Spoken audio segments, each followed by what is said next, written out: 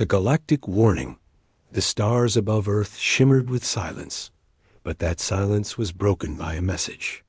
A single ship from the Siren Empire entered Earth's orbit, glowing with bright blue lights and gold markings. It was peaceful, slow, and massive like a floating city dot inside the United Nations building. Leaders from every nation sat together for the first time in decades. They weren't arguing. They weren't negotiating. They were waiting. The message played again. A deep voice echoed in the hall, speaking Galactic Standard, translated into hundreds of human languages. To the people of Earth, we come in peace. A threat is rising, the Krell swarm. It destroys worlds. It consumes life. We offer you protection, weapons, and evacuation support. Accept this offer quickly. You may not survive what comes. People stared at the screen. Some were confused. Others looked angry. A few laughed quietly. Then General Marcus Hawley stood. He was tall, calm, and his face was unreadable. He looked at the screen again, then turned to the room. Protect us? He said slowly. From who? Silence fell like a heavy curtain. He looked at the diplomats. They want to save us from the Krell swarm, but has anyone asked us if we need saving? A scientist whispered. The Krell destroyed the Xerian homeworld in minutes. They melted oceans, crushed cities. Marcus raised a hand. Yes, I've seen the footage. But do they know what Earth is capable of? Do they know what we've hidden for centuries? The Siren ambassador was allowed into the chamber. His skin was silver, his eyes glowing faintly. He bowed deeply. General Hall, Earth is primitive. We admire your spirit, but this war is beyond you. Marcus smiled, but it wasn't kind. You studied our culture, didn't you? The ambassador nodded proudly. Yes, we observed your history of peace, diplomacy, and progress. Your planet values life. Marcus turned to a nearby assistant and said, Show them archive file X09. A massive screen lit up. It showed black and white footage from World War I, then World War II, then modern wars, cyber attacks, AI-controlled drones, orbital strikes, and weapons never shown to the public. The Siren ambassador's face changed. His hands twitched. His voice trembled. This ... This wasn't in our records. Marcus nodded. Of course not. You only looked at what we let you see. Gasps echoed around the room. He continued, We didn't stop making weapons. We just stopped using them. Earth has been quiet for 200 years. But don't confuse quiet with weakness. Suddenly, the satellite feed shifted. Earth's hidden defense systems began activating. Massive laser platforms emerged from under oceans. Stealth ships uncloaked in orbit, and deep space satellites turned to face the stars. The ambassador stepped back, his face pale. You've prepared for this, Marcus replied. Always. At that moment, a second message arrived from a human scout ship in deep space. Krell fleet spotted. Location, Sector 12. Course, Earth. Estimated arrival, 17 days. The ambassador panicked. You must evacuate. We'll begin. Marcus cut him off. No, we won't run. We don't need protection. He walked toward the main screen. His voice was calm. Tell your union this. Earth doesn't kneel. Not to threats, not to fear, and not to anyone offering help we never asked for. The ambassador stood frozen, unsure whether he should feel insulted or terrified. The broadcast ended. The archives they missed far away. On the glowing knowledge world of Lumerus, a young alien named Valera scrolled through the galactic archives. She was a junior historian, barely 2 decades old, with soft pink skin and a brain that processed data faster than most machines. Her job was simple: study species, write summaries, and upload reports to the Union's database. Earth had been listed as peaceful, underdeveloped, emotionally complex. That label was enough for the Council to offer Earth protection. But something felt wrong. Valera sat in her study pod, staring at Earth's profile. Too clean. She whispered. Too controlled. She tried accessing the restricted files, the ones the humans had willingly shared. They were all predictable. Art, space exploration, music, climate efforts. But no mention of real war after the 2100s. No. Major conflict. No global weapons race. Nothing. Impossible, Valera muttered. A species doesn't survive that long without struggle. She cracked into an old abandoned data stream, hidden behind human poetry logs. The encryption was strange emotional in tone, not mathematical. It was almost as if it expected curiosity. Her screen flickered. Then it loaded .raw footage. Human soldiers in black exosuits.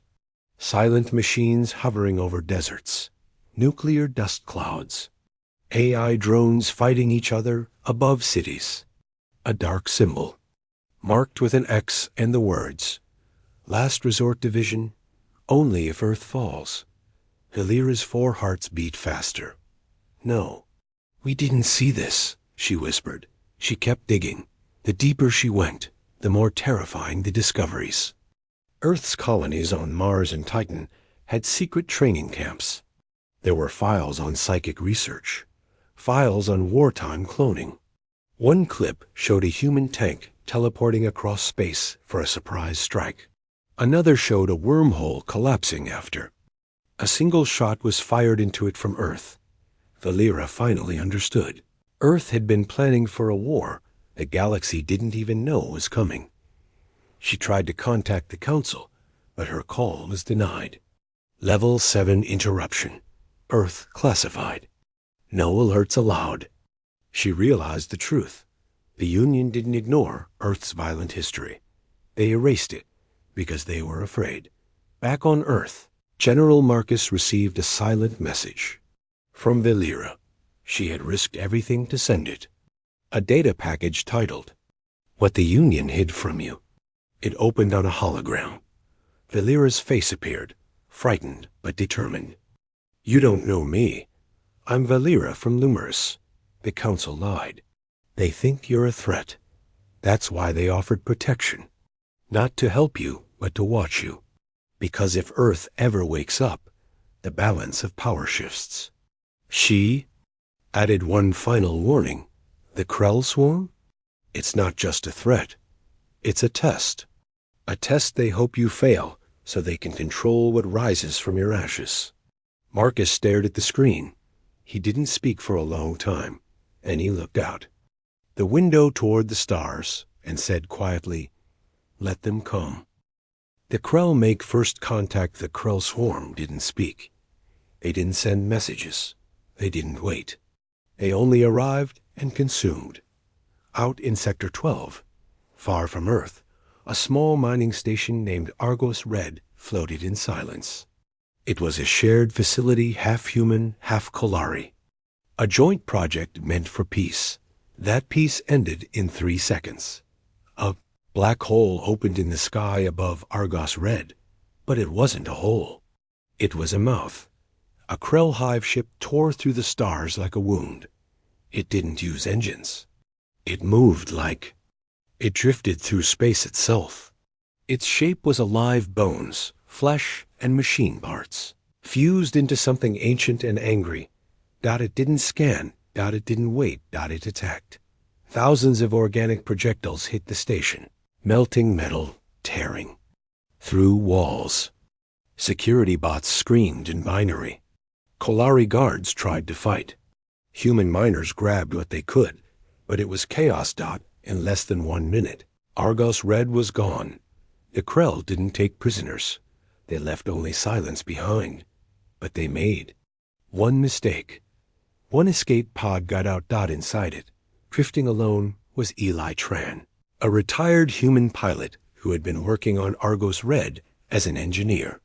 Bleeding, half-conscious, he activated his pod's emergency beacon, and one phrase repeated over and over, Krell confirmed. Sector 12, Argos Red destroyed? Back on Earth, General Marcus stood before the War Council. A giant holomap of space rotated in front of him. Argos Red's last location blinked in red. One word hovered above it: lost. He didn't look surprised. They've arrived, he said. President Ramai looked pale. We're not ready for war yet. We've been ready, Marcus said. We just haven't moved yet. He turned to his assistant. Activate Sentinel Protocol. Send the Vanta fleet to intercept. But sir, the Vanta fleet hasn't been deployed in 300 years. I know. The council room fell silent. In deep space, hidden behind the asteroid belt, black ships began to wake up. The Vanta fleet was Earth's secret weapon, made of ships that didn't shine. Ships that didn't make sound.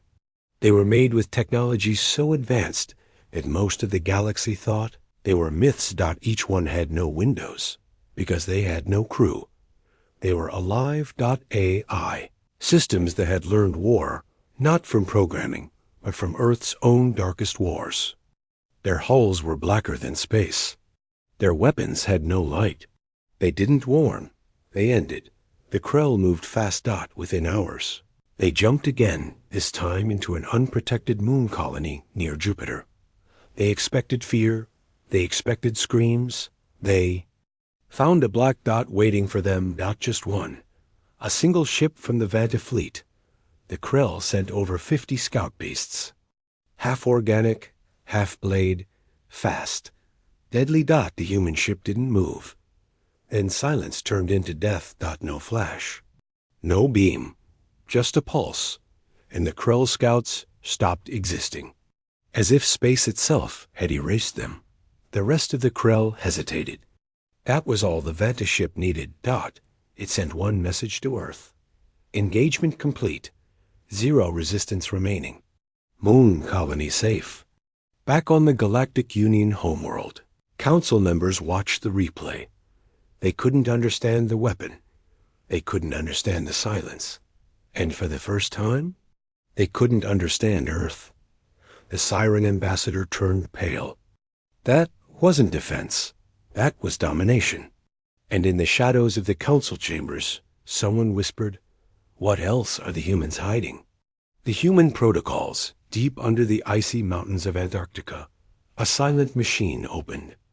Its eye. No alarms. No flashing lights. Just one word glowing red on a cold metal screen. Protocol 0. Unsealed. Above the surface, snowstorms raged. Below it, Earth began to wake up, not in panic, but with ancient purpose. General Marcus stood in the hidden war command beneath Geneva. It was not built by any nation. It was built by all of them long ago. In secret, every nation had given up something for its creation. Money, power, pride. Because one day, someone knew. Earth might not be the biggest planet, but it might be the last one standing. Marcus placed his hand on a control panel. It scanned his DNA, his pulse, and something deeper, his intent. Identity confirmed. Welcome, General Holly. Activating all human protocols. The entire world began to shift. In the Sahara Desert. Sand blew away from the ground as 6 black towers rose silently into the air. In the deepest parts of the Pacific. Long-forgotten submarines came online with no crew but full payloads. The moon, hidden inside a crater. A massive satellite turned its eye toward deep space and began to charge. And across Earth's abandoned Mars colonies, red dust stirred as sleeper agents, human war clones in cryosleep, started breathing again. President called Marcus directly. "Are you sure about this?" The protocols were only for global extinction.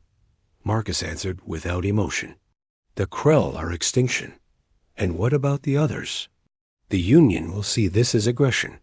They already do, Marcus said. He turned to the command screen and issued the final command.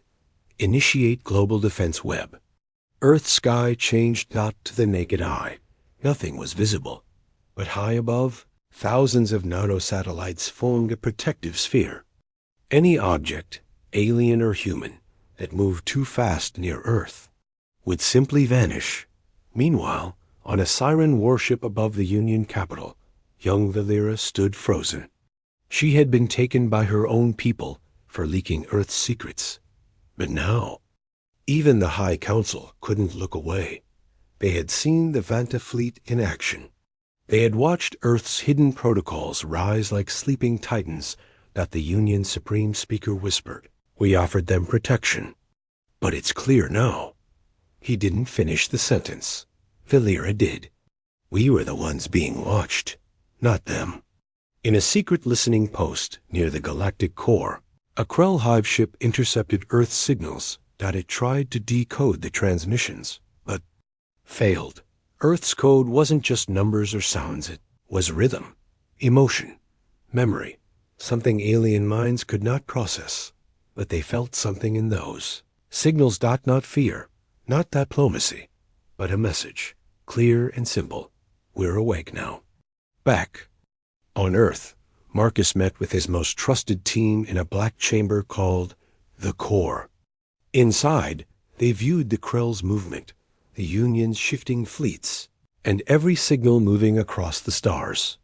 One officer asked, "Sir, what do we do next?" Marcus looked into space through the massive glass panel above him. "Next," he said softly, "we stop holding back." The battle of 3 suns, 3 stars burned in the center of the Alarai system, circling each other like angry gods. Around them floated 12 planets and dozens of colonies, most of them peaceful. It was here the Krell made their next move. Didn't arrive silently this time. They came in force. Hundreds of hive ships, living things with sharp wings and bleeding engines, descended on the system. Like vultures, the Galactic Union responded with everything they had. Over 4,000 ships from 11 different species formed a wall in space. Their plan was simple: hold the line. But deep down, they feared it wouldn't be enough. General Marcus stood on board Earth's flagship, the Obsidian Crown, now positioned at the edge of the Alarai system. It was bigger than any ship in Union history. Its shape was strange, almost ancient. Black panels shifted like scales. No sound, no color, no markings. Just a single human phrase carved into the hull. We end what others fear? Inside, the crew was silent, focused, ready. Marcus gave the order. Open jump. We go in now. The stars bent. The ship vanished. In the Alarai system, the Union fleets were breaking. Krell ships moved like insects, but hit like meteors. Organic missiles burst into acid storms. Psychic screams disabled Union pilots. Some surrendered. Others exploded without even being touched. The Council's last line of defense was falling. Until the sun dimmed. It was not a cloud. It was a shadow. The Obsidian Crown had arrived, blocking out one of the system's suns as it exited warp. Union captains gasped. Even the Krell paused for a moment. The ship didn't fire. It didn't move. It didn't move. Like a final judgment, Marcus stood at the center of the ship's command ring. Connect me to all frequencies. A voice echoed across the battlefield, calm, low, unmistakably human. You asked if we needed protection. Let me ask you something instead. Who protects you from us? And then the ship fired. Not a beam. Not a missile. Just a whisper. A low-frequency pulse that rippled through space.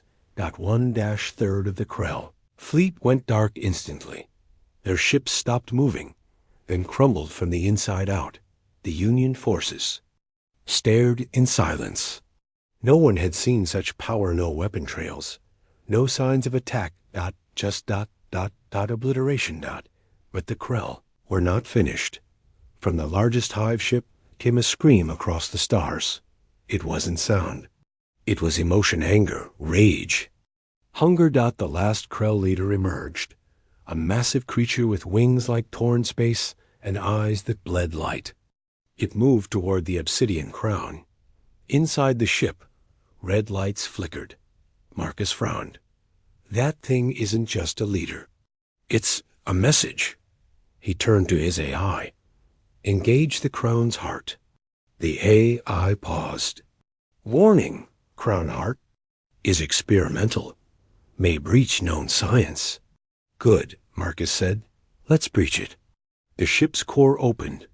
From it came a single unit, a soldier, human-shaped, glowing faintly, standing in open space with no suit. The Union called. Him a myth. Project Revenant. He drifted toward the Krell monster, then vanished. For 3 full seconds, the battlefield paused. Then the Krell monster shattered. From the inside, it exploded like a dying star. The rest of the swarm scattered, not in formation, not in plan, not in fear. The battle was over in 15 minutes. The Union fleet didn't celebrate. They simply turned their eyes toward Earth's ship and wondered, what else is sleeping on that planet? On the bridge, Marcus watched the stars return to normal. His officer whispered, "We didn't just win, sir. We showed them." Marcus replied, "No, we reminded them. Asterisk Earth's real." Answer the stars were quiet again, but not peaceful. Across the galaxy, screens replayed the Battle of 3 Suns. Again and again, beings watched in disbelief. The Krell swarm destroyers of empires had been erased in minutes, not by the Galactic Union, but by Earth.1 ship, 1 pulse, 1 shadow. And now, no one could stop watching inside the Galactic Union hall. Chaos ruled. Ambassadors argued. Some demanded answers. Others wanted protection from the very planet they had once called primitive.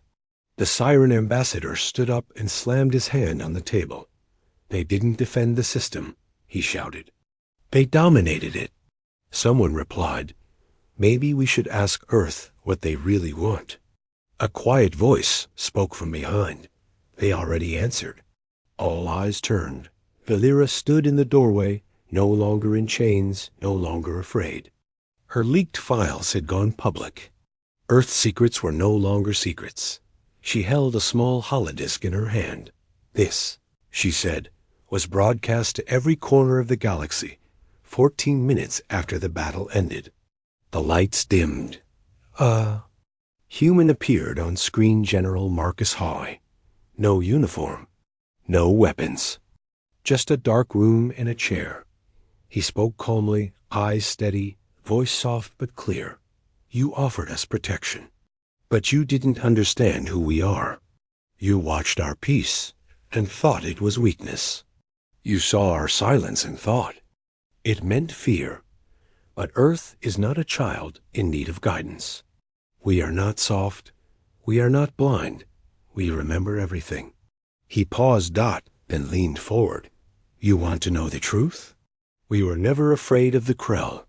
We were afraid of what would happen if we stopped holding back." The room went dead silent. This wasn't our answer to your offer. This was our reminder of who we are and what we can become. We don't want war, but we will never again wait to be asked permission to exist. We don't need protection. We protect ourselves. And then the final words. If you truly want peace, then treat us like equals. Because if you ever come to Earth with a leash again, we'll show you what fear really feels like. The message ended. No music, no anthem. Just silence. In the Union Hall. No one moved. Even the lights felt dimmer. Valera whispered. They were never asking for help. They were offering a warning, wrapped in patience.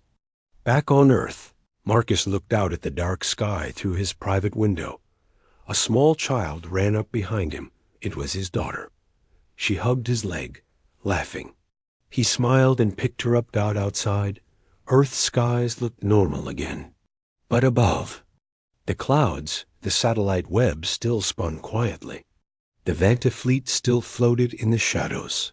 Earth had gone back to peace, but now The galaxy would never see them the same again. Asterisk. Now, let us protect you. Weeks passed. The Krell swarm had vanished. What remained of it drifted in broken silence across the void. No one claimed victory. No one dared. But all across the galaxy, something had changed. The ancient empires grew. Quiet. The Galactic Union, once proud, once untouchable, stopped calling Earth a developing world. They stopped sending advisors. They stopped offering protection. Instead, they started sending envoys, apologies, invitations. And fear. Inside a golden hall on the Union capital planet, the High Council gathered once again. This time, Earth had a seat. General Marcus Halley entered the chamber not with soldiers or weapons, but with one simple datapad. Everyone watched as he approached the center table. He didn't look proud. He didn't look angry. He just looked tired. He spoke with quiet strength. You saw what we can do. You've seen what happens when Earth defends itself. But we don't want to lead by fear. He placed the datapad on the table. It displayed Earth's new proposal, the Pact of Mutual Defense. One line glowed at the top. We protect ourselves, but we also protect those who stand with us. Some council members were shocked. You want to protect? You? The Siren ambassador asked, confused. Marcus nodded. Yes, but only those who ask us as equals, not as masters, not as saviors. A silence fell. Then one by one, representatives of smaller worlds began standing. The ones left behind by the Union, the ones who had lost colonies, people, entire histories. A voice from the back said, "Will Earth protect us if the Krell return?" Marcus answered without hesitation, "We won't just protect you. We'll teach you to stand on your own." That's what Earth learned the hard way. Back on Earth, people watched the broadcast live. It wasn't a day of fireworks. It wasn't a celebration with parades. It was something greater. A quiet moment. A moment when all of humanity realized they had gone from the protected to the protector. The last planet in the galaxy anyone had feared had become the one others now looked to for hope. Far away, in the broken edge of space, a single Krell survivor floated through the void.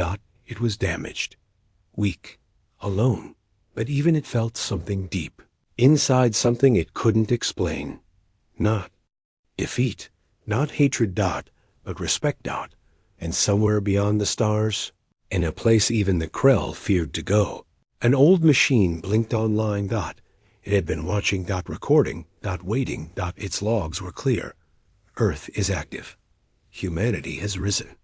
Prepare accordingly. Back in the Union Hall, the vote was complete. The Pact of Mutual Defense passed, led by Earth. Marcus stood from his seat, nodded once to the council, and said only 5 words. Now, let us protect you.